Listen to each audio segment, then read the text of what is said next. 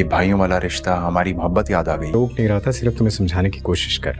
जिस दिन से तुम इसकी जिंदगी में आई हो, इस मामले में मैं तुम्हारी कोई मदद नहीं कर सकता हूँ। मम्मी कभी भी नहीं मानेंगी। अब मैं ये पूछ सकती हूँ कि वो लड़का कौन था? ना इसे माँ अहम लग रही है और ना बहन। ड्रामा सीरियल लाडली के आने वाले एपिसोड में आप देखेंगे कि नाज़ो तो आप खुलकर सुंदस को बुरा भला कहेगी। वो उसे कहेगी कि वैसे कितना अच्छा समझती थी मैं तुम्हें, पर तुम तो मरियम भाभी से भी 2 कदम आगे निकली। वो तो फिर भी चुप हो जाती थी, पर तुम्हारी डिटाई की तो बात ही कुछ और है। सुंदस नाज़ो को कहेगी कि मुझे तुमसे कोई बात नहीं करनी नाज़ो, मैं सिर्फ यहाँ पर अंकल के कहने पर आई हूँ, पर मेरे किरदार और परवरिश पर तुम्हें बात करने का कोई हक नहीं। और वैसे ही मुझे यहाँ आने का शौक़ नहीं था, मैं तो अरसल को पहले ही मना कर चुकी थी।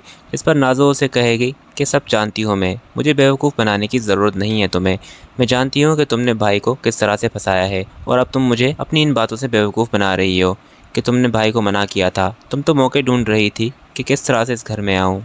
सुंदस से कहेगी अगर इतनी ही इनसिक्योर हो कि मैं तुम्हारी जगह ले लूँगी इस घर में, क्योंकि अंकल मुझे अपनी बेटी समझते हैं, तो फिर जाकर उन्हें समझाओ या अरसल को। मुझे ये सारी बातें क्यों सुना रही हो? और एक बात सुन लो, मेरी अहमियत तो मेरी है और ये बात तुमको माननी पड़ेगी।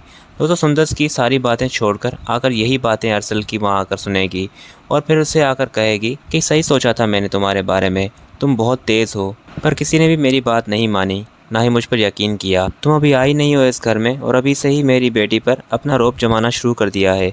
तो वो उसे कहेगी कि आंटी आप मेरे बारे में इतना बदगुमान